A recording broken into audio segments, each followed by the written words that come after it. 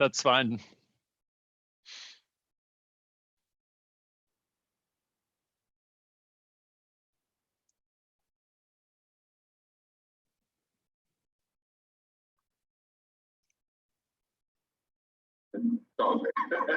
That's fine. Well, okay. 1 minute. I'm writing the Brazilian introduction to your book. That's excellent. That's really great. How is it coming along? Yeah, I think in September or October. Yeah. Ah, brilliant. Yeah, it's such a shame not to be able to come to travel to Brazil. I was really looking forward to it. Maybe next year. Yeah, definitely. Definitely. Sorry, just going to get settled in. 1 second.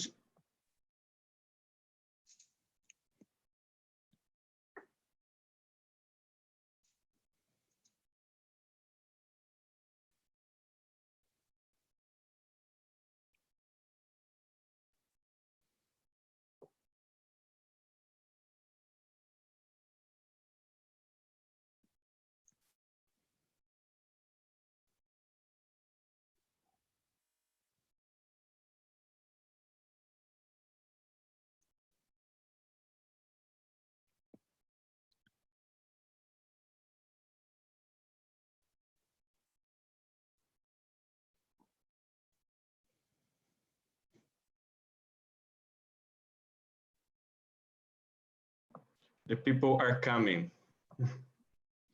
Great. 1 minute.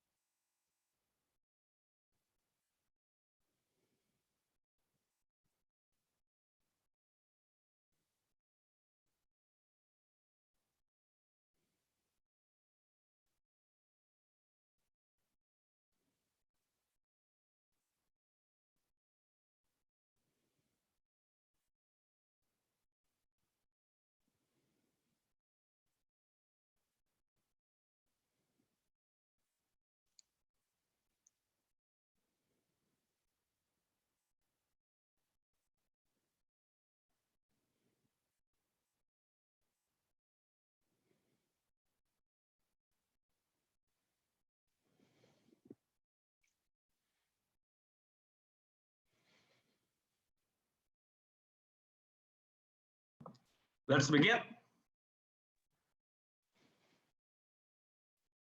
Boa tarde, gente. Boa tarde a todos e todas. Para quem não me conhece, meu nome é Rafael Groma, professor do Programa de Pós-Graduação em Comunicação da UNISINOS, no Rio Grande do Sul. Estamos aqui começando com mais um DigiLabour Conversations, hoje com o professor Jamie Woodcock, da Open University. O Jamie é autor deste livro, Marx at the Arcade, que vai ser traduzido agora para o português pela editora Autonomia Literária, como Marx no Fliperama. É coautor do livro The Gig Economy, A Critical Introduction.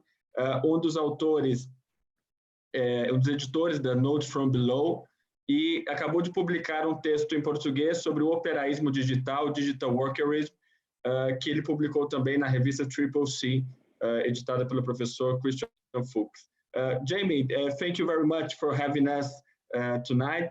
And you have about 30 minutes to our talk, and then you can answer our questions. Obrigado. Hello. That is the limit of my Portuguese, unfortunately. So it will have to be in English from here on out. But thank you very much for inviting me to come and speak. It's a real pleasure to come and talk about digital workerism, to talk about some of my research, and yeah, really looking forward to questions and so on later on. And I guess to begin with, I want to give an overview of the kind of ideas and things that have laid behind a lot of my research recently. And then I want to discuss a couple of ideas that I've been working on with some colleagues who are also editors at Notes from Below. So Callum Kant and Cy Engler, where we wrote this article that I think was mentioned in the introduction, which is about what would digital workerism mean and how might it be useful. And then I want to talk through some ideas for a book that I'm working on at the moment to think about how we can understand platform work and the gig economy by using this kind of framework. So for those of you who might not be familiar with workerism, I want to give a brief outline of what workerism and in particular what workers' inquiry means for me and for my research.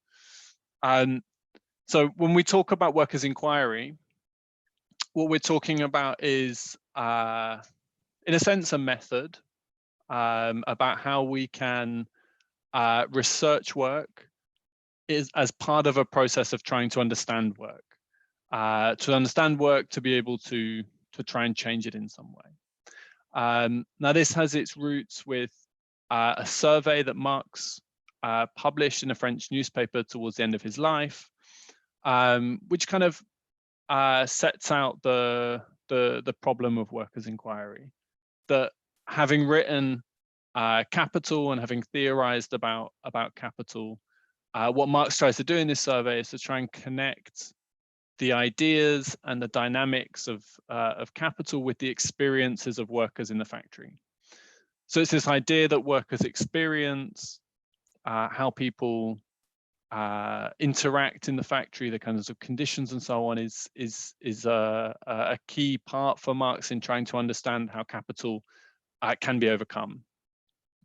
And this kind of idea about workers' inquiry, of putting together researchers or militants or organizers in some way in touch with workers and trying to produce accounts of their experience at work and what this can tell us about the struggles against capitalism, is really what workers' inquiry is about. And I guess in my own research, what I want to stress is that this isn't just about research. The workers' inquiry has to involve some kind of organizing, connection with workers and with the struggles of workers in various ways. And the kind of history of workers' inquiry begins with Marx, and then is taken up by a number of small groups.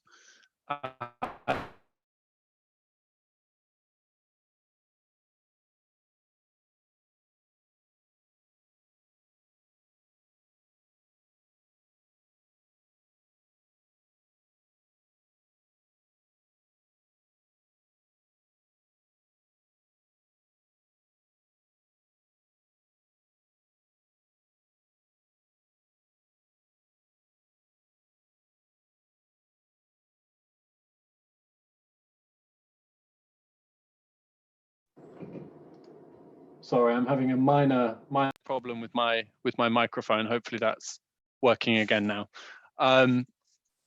Is to try and understand the experience of what at the time was a shift in how work was being organized. So in the 1950s and 1960s, looking at mass production.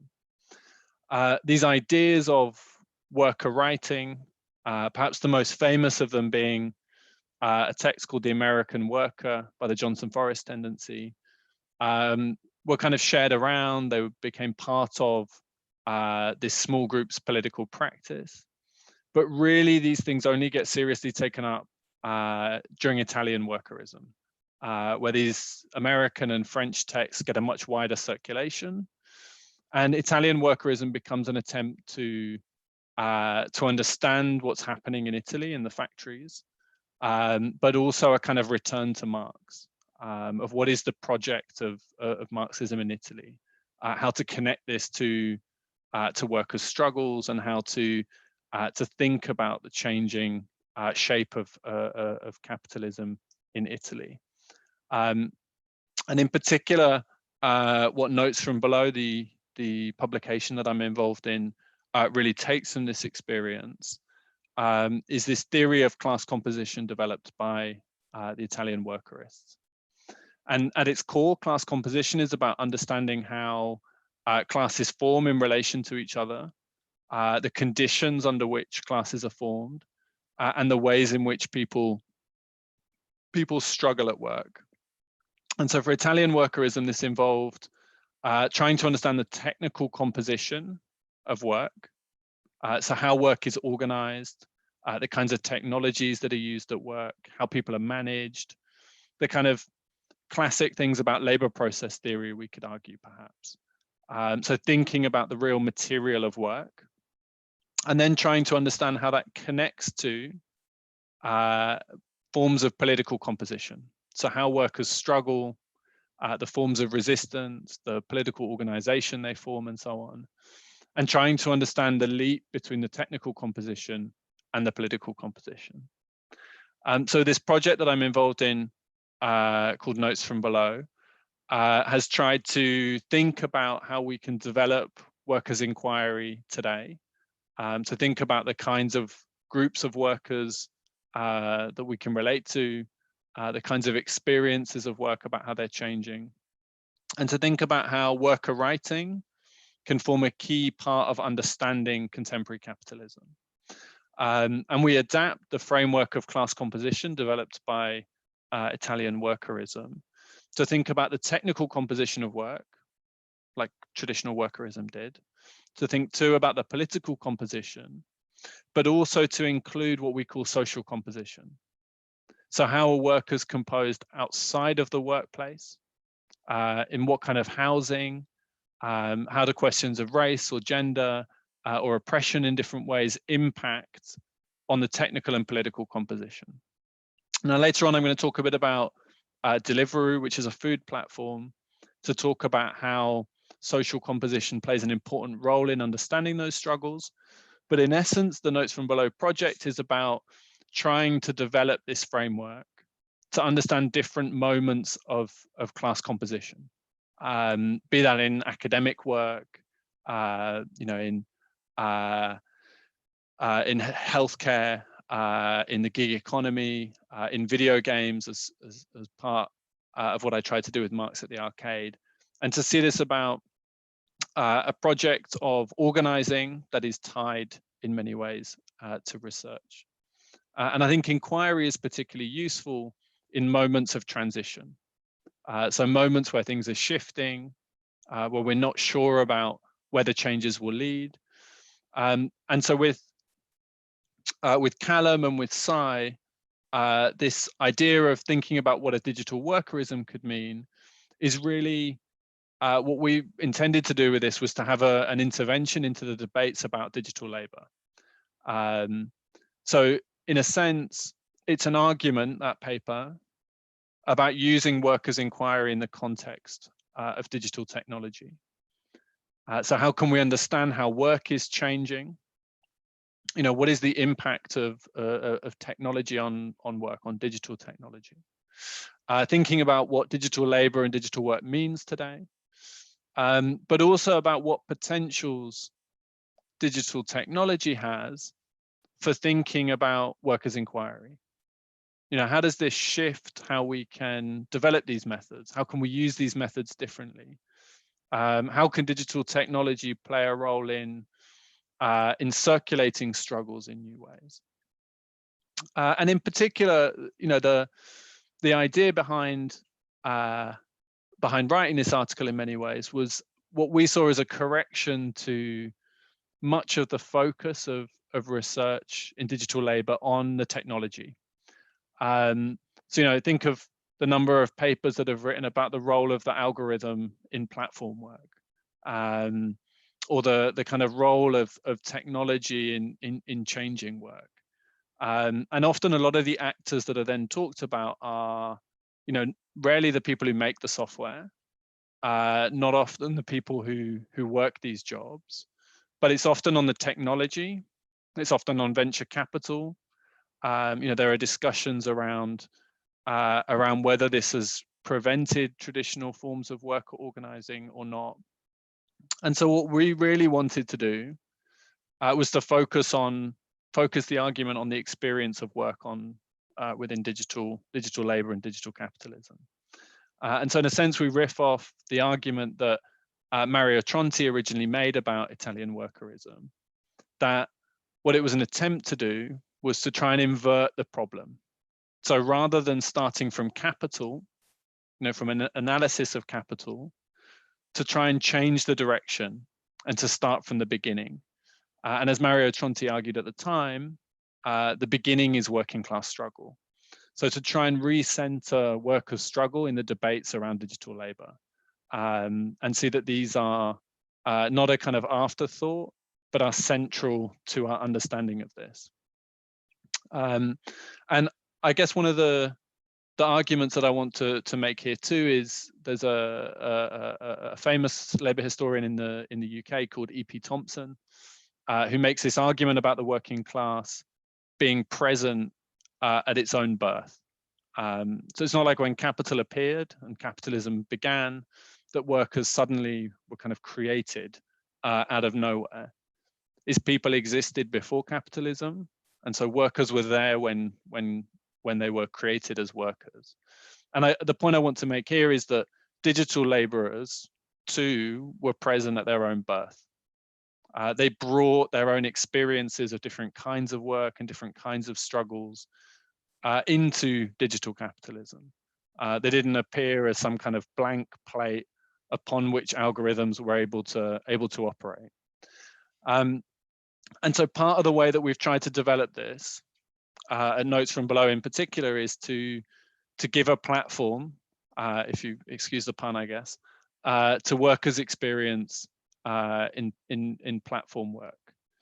And so to give a couple of examples of this, one of the early things that I did when I started looking at platforms like Deliveroo was to write a paper with a Deliveroo driver, because and this would have been way back in 2016, when I first started talking to Deliveroo drivers and visiting the zone centers and asking people about their work and so on, I met lots of workers who'd already been doing this kind of work.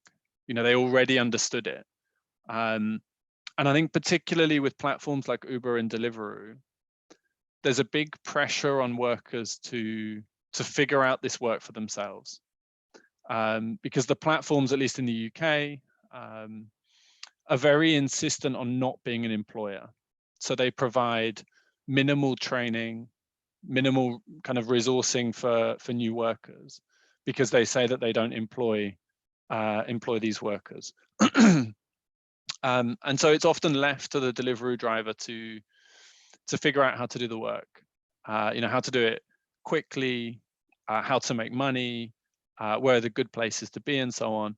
So there's a kind of constant discussion with other riders about the best way to engage on the platform. And this kind of thing happens in every kind of work. Workers figure out how to engage in the work. They have these discussions about it. They have complaints about it. And so we started trying to think about how inquiry could play a role in bringing people like myself from outside the gig economy into contact with people, and collectively talking about the work and thinking about how it could be changed.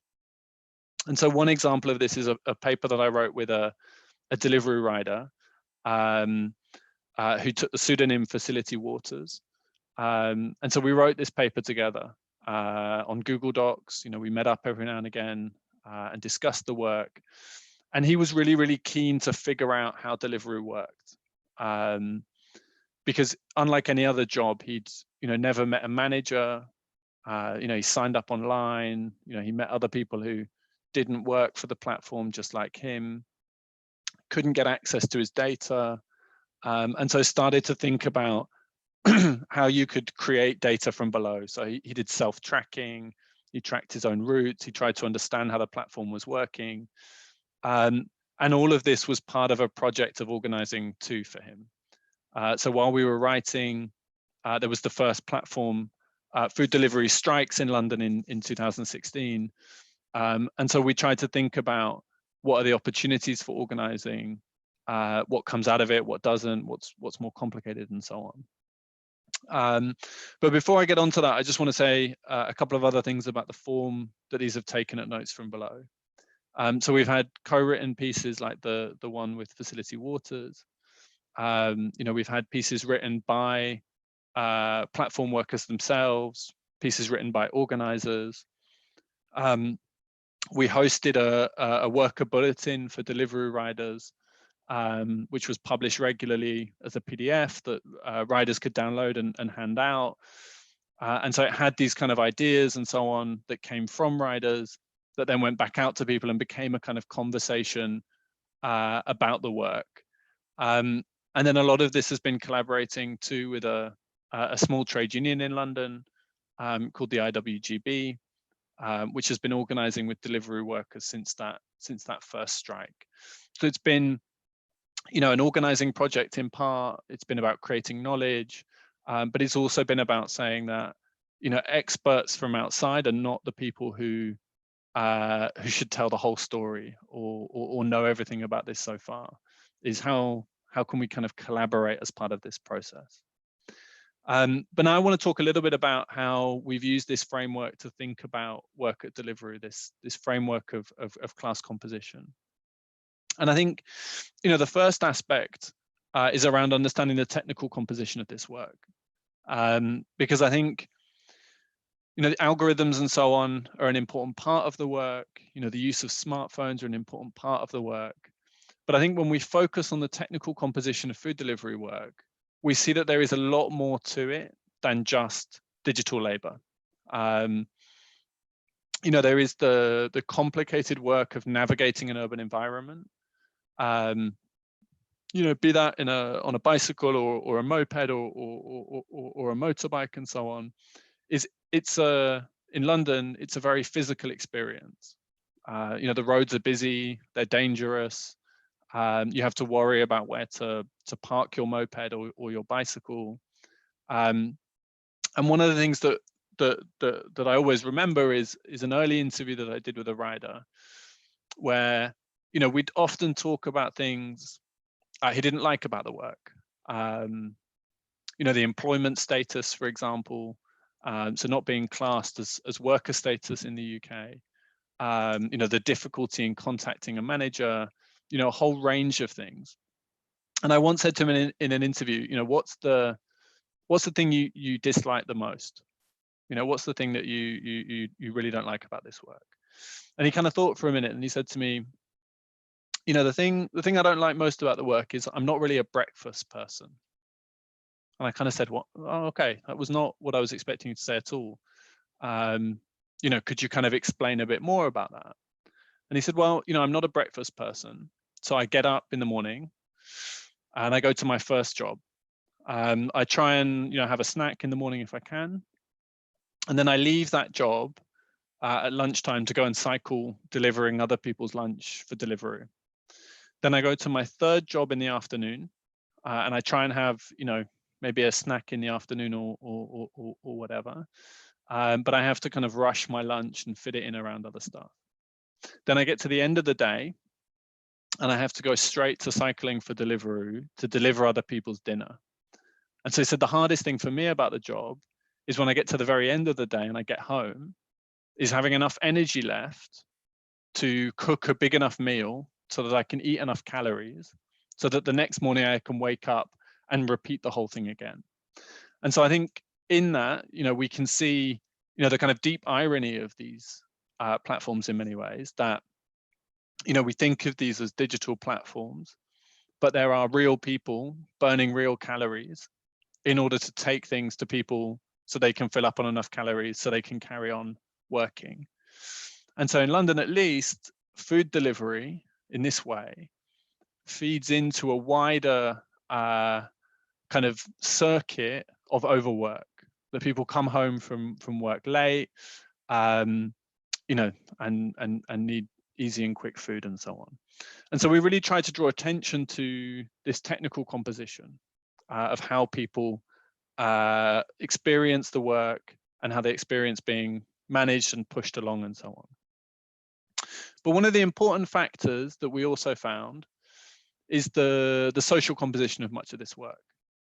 So amongst the cycle careers, there's often a kind of dense cultural set of interests around cycling. The kind of courier subculture in the UK can be quite strong. So people often shared, you know, experiences and stories about cycling and so on. But more strongly than that, perhaps, is also the role of migrant workers in food delivery.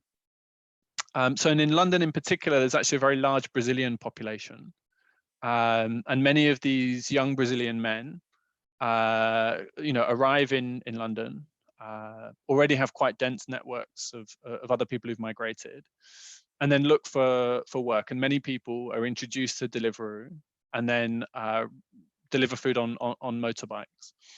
And these networks are so strong in London that many of these migrant groups, whether they're Brazilians or Algerians or so on, already have existing networks, WhatsApp networks where they share communication and share stories. And the Brazilian migrants in particular even have their own name for their network, which is the Brasileiros, so combining with the company name. And these kinds of networks allow people to organize quite effectively. So unlike how many people thought that these workers came together, you know, that they were separated from each other, they didn't share a workplace and so on, is there were already dense, or what Kant has called invisible forms of organization that existed off the platform. And a lot of these are strengthened by the technical composition of this work. Because although an algorithm sends riders to deliver food and so on, early on at Deliveroo, the algorithm would set particular meeting points for workers to minimize the delivery times they would make. So this is why in London, all across the city, you would see clusters of Deliveroo riders. And they would do what workers do when they usually hang around waiting for work, is they would complain about work, they would share stories, they would join WhatsApp groups. And so we ended up with these huge WhatsApp groups spread across the entire city, often to, you know, kind of linked in with migrant groups and so on. And so these formed a kind of basis from which the strikes emerged. Because, you know, a lot of the issues that people would have with Deliveroo, Deliveroo wouldn't engage with because they didn't want to look like an employer. So if there was a complaint about not paying petrol money for a moped, or you know, issues around migration status or proper documentation or falling rates of pay and so on, is they would never negotiate. So a small grievance would build and build and build until the only option left was to take strike action. And so we saw this large strike in London that appeared, lasted about a week, because people didn't have any other option than to do that. And so what we've seen since then is sporadic wildcat strike action, which spread across Europe, starting in 2016. And so using that framework, we can kind of read off how union organizations should tap into those networks in different ways, and how more sustainable organization perhaps can be built. But with the remaining few minutes in the talk, what I want to talk about now is the kind of findings from the research over the last 4 years. So I spent time in London with Uber drivers and Deliveroo drivers, in South Africa, in Johannesburg and Cape Town, in Bangalore in India, and also some time in the US. And I think there are 3 examples that sum up the kind of key findings, but I think also show us how digital workerism can help with making sense of the platform economy. So the first is around that widespread use of WhatsApp that kind of first found in 2016, is that because many of these workers use or have to use a smartphone as part of their day-to-day experience of work, you know, they have to have a smartphone to do this, you get these networks that are can be created quite quickly. And everywhere else where I've gone to do research, you find these things too. If you ask people whether they're in a union, they often say no. If you ask them if they're in a WhatsApp group with other people, they often say, almost always say yes. And what they usually say is that, you know, these are places where we've organized. These are places where we plan to have a strike. These are places where we discuss work. Is that these kinds of dense networks are an important part of how people cope with platform capitalism, but lay the basis for kind of wider struggles.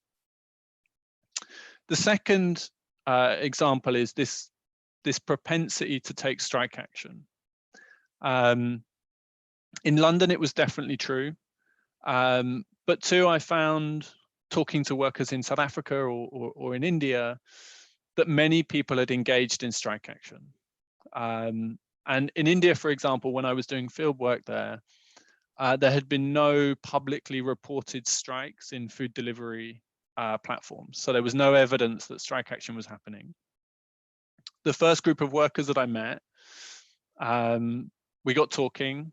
Some of it was translated. You know, we were kind of chatting away, very similar concerns to in London. And we asked them if they'd ever been on strike, and they said, of course we've been on strike. You know, how do you think we won a pay rise? You know, how do you think we won this or that? And what had happened is often these strikes had been so successful that they hadn't been reported. And they talked us through this strike of 400 drivers where they had won things and so on. And so I think there's a combination of no other way to exert collective power, and also in some places of people winning things, that means strike action can be quite a common phenomena in many ways. The other thing that I think is quite interesting about it is in the UK, if you don't give people employment status, so if you make them self-employed, in a strange way, you actually make it easier for them to take strike action. Because the anti-trade union laws that we have in the UK that mean you have to ballot for a strike action, you have to observe certain rules and so on, don't apply if you're self-employed. Because if you're self-employed, you can just stop working. You know, it's your choice because, you know, you don't have an employment contract. So the precarity of many of these riders actually can become a strength in some ways, but they're no longer captured by or prevented from taking strike action. The third aspect is one that I'm going to tell a short anecdote, and I'm going to finish on this. Is I was in the back of a cab in Cape Town when I was doing field work there, and I got chatting to this Uber driver. We were talking about conditions and so on, and it was a kind of usual back of a cab conversation. And then at the end of the conversation, he said, "What's it like for Uber drivers in London?" And I kind of thought, you know, that's a reasonable question to ask. We'll talk it through. We'll you know, share a bit of the stories and so on. And he said, it's really interesting. You know, it would be great to talk to an Uber driver in London, you know, to hear about what they've done and how they're organizing. And in a sense, that's not a surprising thing. You know, Uber is a big global brand. You know, people know about Uber. But I kind of imagined to myself, if I had done that 5 years ago or 10 years ago, would a taxi driver in Cape Town want to know about a local taxi firm in East London and about how much they were paid and so on? Is they wouldn't have wanted to know that, because there isn't this kind of shared sense of being a platform worker. And so the third aspect, which I think is really important, is that the growth of these global platforms have in effect laid the basis for new forms of transnational solidarity. And what I mean by this is that, you know, Uber drivers can identify with Uber drivers elsewhere, but because of these communication networks of WhatsApp, of Twitter, and so on, it's very easy for drivers to find each other. And so what we started to see in Europe was the beginning of coordinated strike action at platforms like Deliveroo, Uber Eats, and so on. And then with Uber's IPO, the beginnings of coordinated action of Uber drivers. And then at the start of this year, I helped to organize a conference of Uber drivers from across the world who began to share stories about how they were organizing and think about how they were coordinating. And so I think if we start from the experience of these workers, about how they're actually working, you know, about what their conditions are like and how they're resisting, is we can start to read a different version of the platform economy, rather than one where workers' agency is crushed by algorithms and smartphones and technologies. We can instead see something very exciting starting to happen, which is the beginning of a new kind of global subjectivity of platform workers, where they can go beyond traditional national boundaries and borders to think about how they can struggle against these large platforms.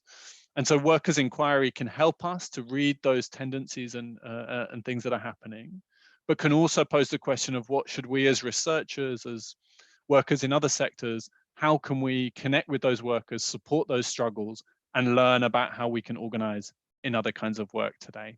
Thank you very much. Thank you very much, Jamie. It's amazing. Here are two questions from Paula Alves from UNISINOS here in Porto Alegre. In your opinion, what are the limits and possibilities or potentials of the Fair Work project? And what do you think about the platform workers who support Brazilian President Bolsonaro in Brazil, or even migrant workers in UK? Yeah, so I think they're really great questions. The first one around the limits of Fair Work. So I worked for a year and a bit on the Fair Work project at the Oxford Internet Institute. I mean, I think projects like this can be very useful in drawing attention to conditions in different platforms. But I think, you know, a lot of the limits of these things is about, you know, asking platforms to change their behavior. You know, they're not going to change their behavior without leverage. And so I always saw the Fair Work project about opening up spaces and opening up discussions that could help to inform, you know, could compare conditions for workers in one place with another and point at where some people were getting a better deal or so on. But yeah, I think the limits are, you know, this is not a workers' organization in various ways, but I think as a strategic intervention can be quite useful. The second question is a really good one. You know, I think from my understanding, having met some Brazilian Uber drivers, there is a kind of, you know, a defense of Bolsonaro in various ways. And we also get this very much with some of the Brazilian riders in the UK. And when we first encountered this, I thought this was quite unusual, because you'd have someone who was on strike talking about workers' rights and then talking about Bolsonaro, someone who is obviously not in favor of workers' rights in that way. And I think, you know, this is a question about how we can kind of pose political arguments. Is my understanding, at least of the Brazilian riders in the UK, is that the support for Bolsonaro is often one around security, but also one of around this idea that the state, you know, the state can't be a vehicle to improve people's conditions. That essentially, if you want to make money, you know, the left is kind of blocking people able to do that. And I think it's about the left being able to pose an alternative to this, and about, you know, engaging with people where they are now and having those arguments, but still organizing alongside them. And I think, you know, that's particularly difficult when they're supporting somebody like Bolsonaro. Amy, second question from Ivan Musa. How do you compare the work of Twitch streamers to the more common kinds of digital labor, food delivery, Uber drivers, especially those with low numbers of viewers, subscribers? Do you see similar levels of organization or lack of this organization? Yes, I think that's also a great question. I've also done some research with Twitch streamers, excuse me, with a colleague of mine, Mark Johnson, and you know, I was very interested in that question of whether there are levels of organization in the same way. And I think on Twitch, there are definitely tensions. So there are always tensions between content creators, streamers, and the platform when the platform changes metrics in various ways. And I think we've seen the beginnings of more formal organization with YouTube.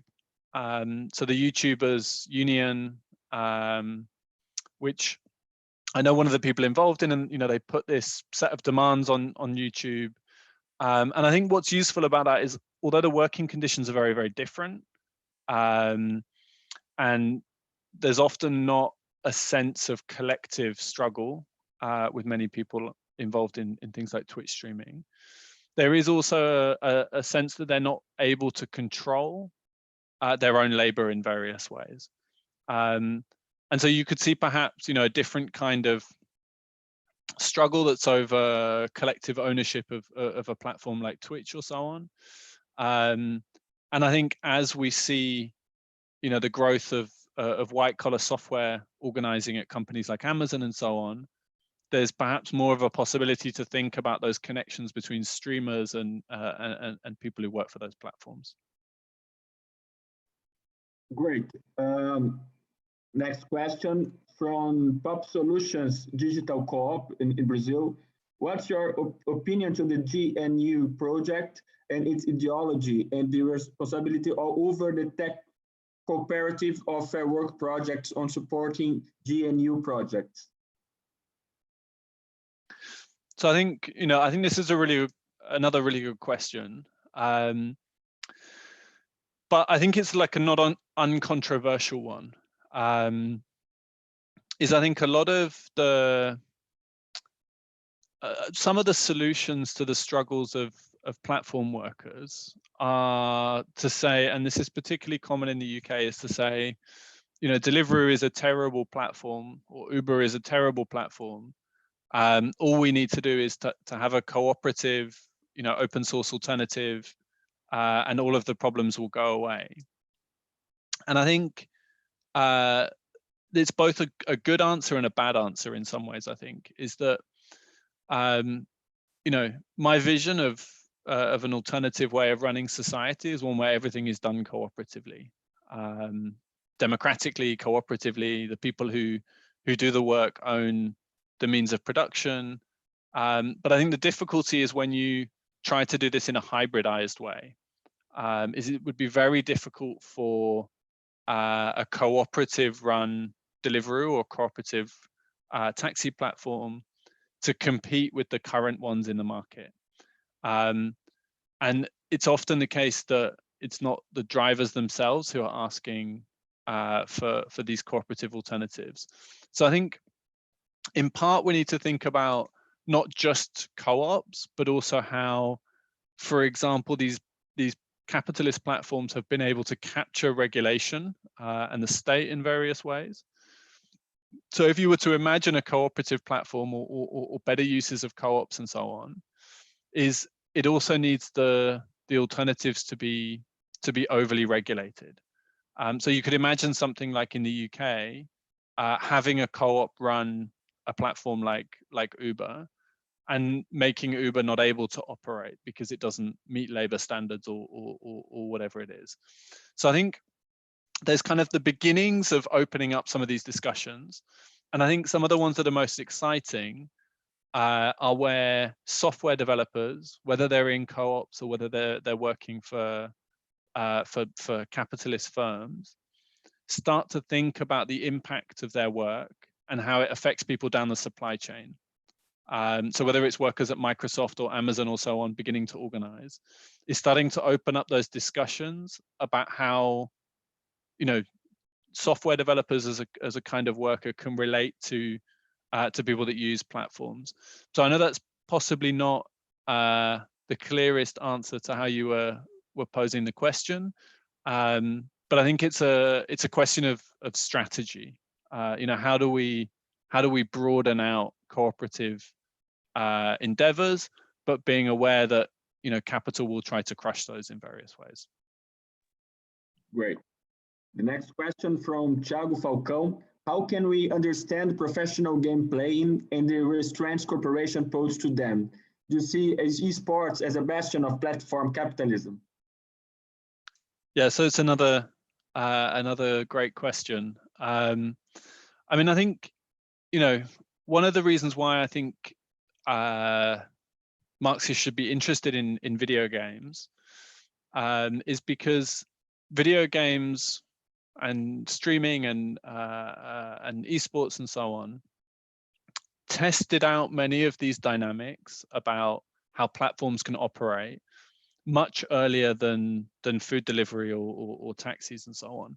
And so I think, you know, Steam as a kind of as a platform for delivery of games and so on, you know, was testing out many of these ways of changing consumption much earlier than elsewhere in the economy. And so I think, you know, esports is a really important example of how to develop some of these platforms. And I think there are some really interesting questions with esports about, you know, how audiences are created and maintained, how the labor of esports players, you know, is monetized. And a lot of the early research that we did with esports players was, you know, although many of these people can be very well paid and so on, they're often really taken advantage of by large companies. So, you know, they're offered a wage which sounds like loads of money for playing video games. But if you think about how much the company is making of having them as the kind of, you know, star person to pull people into a game, they can be, they're a kind of elite but still exploited form of labor in various ways. But I also think esports speaks to this kind of sense of kind of precarity of digital work, that, you know, the possibility of being able to be an esports player is what sucks many young people into doing these things. And it's no surprise when the alternative work available for people is working in a call center on minimum wage, or, you know, delivering food and risking yourself out on the roads and so on, is these things become a kind of persuasive alternative, but one that is kind of deeply neoliberalized. You know, that if you work hard enough, you can be a streamer, you can be an esports player, without recognizing all the other constraints that people are under.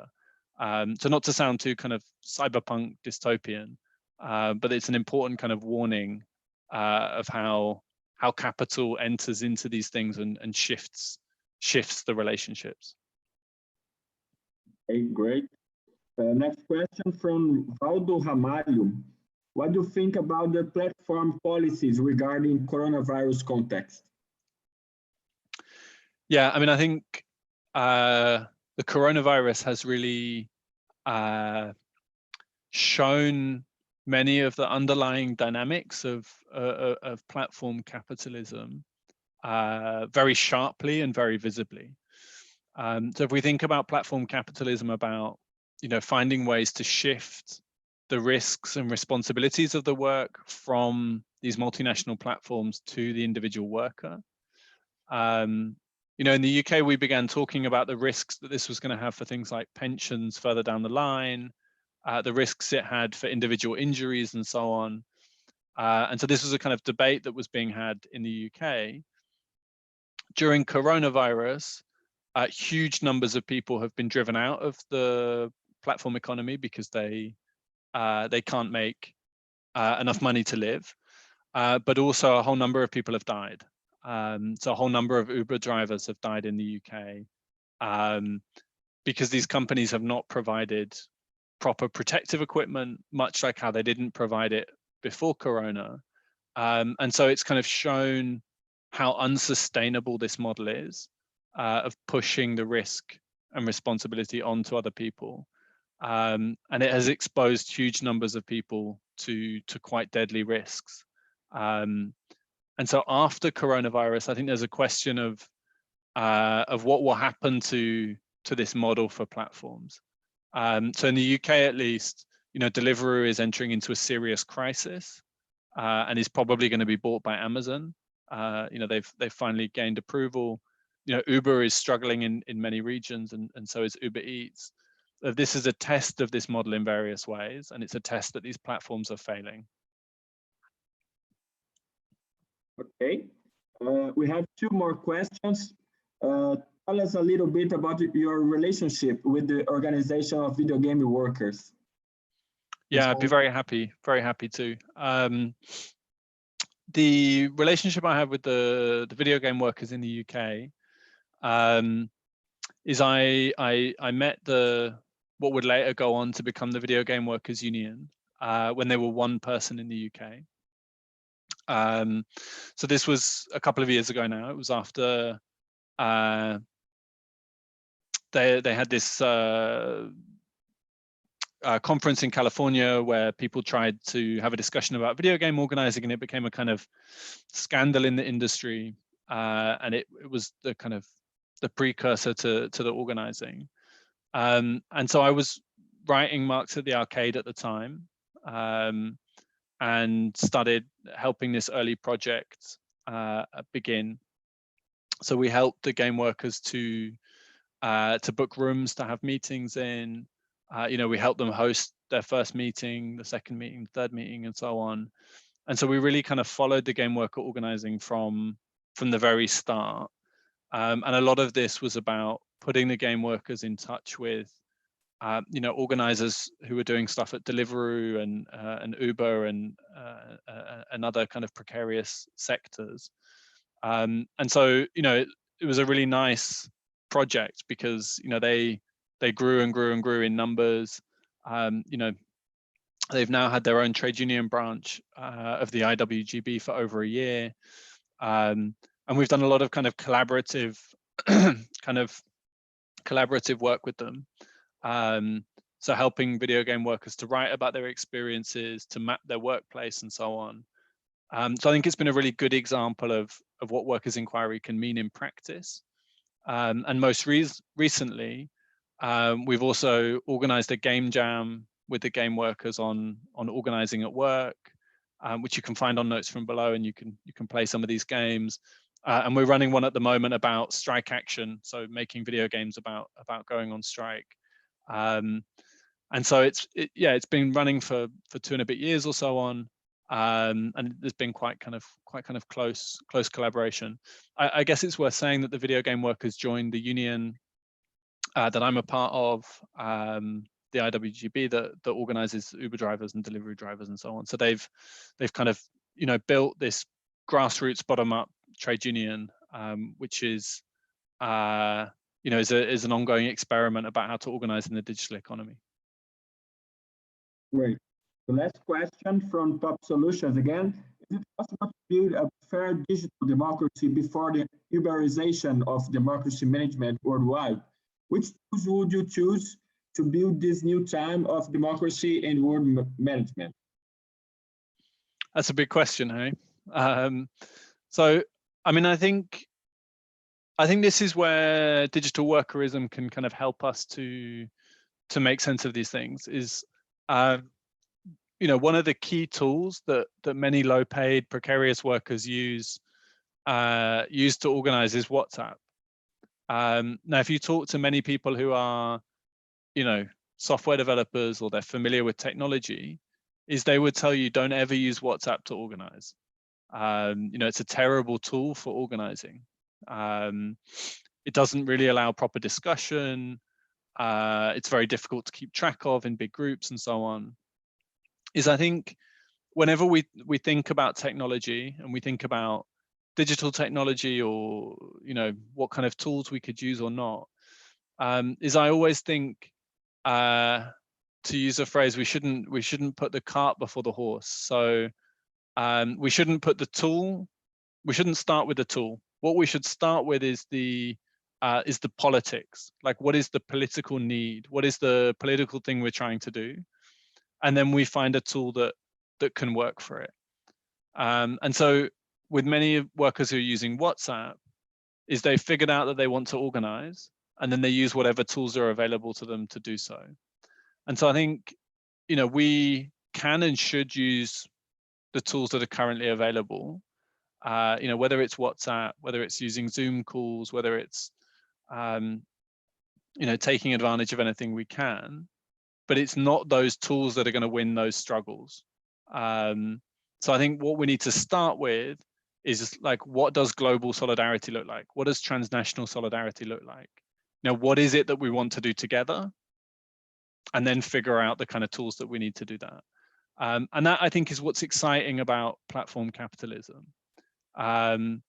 Is platform capitalism is in the process of forging these new identities which go beyond national borders in various ways. The Uber driver, the food delivery courier. And I think it's on those networks of solidarity that we can start to see what, you know, what a kind of more global democratic politics looks like when we start from those workers' struggles and reimagine a world where we have control over our work, where we have you know, control over resources in society, where these things are not put together in Silicon Valley backrooms, you know, in SoftBank, in these kind of venture capital firms, but where the people who actually do the work get a say over how they work and who they work for and when they work and so on. Great, Jamie. Thank you very much. We hope you'll come to Brazil next year, maybe.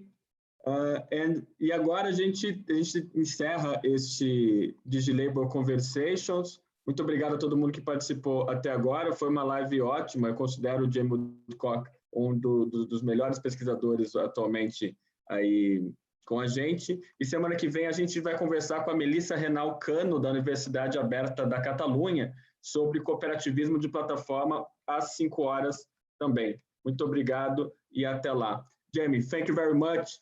See you later. Obrigado. It was amazing. Brilliant. Thank you so much for the invitation. We'll speak soon.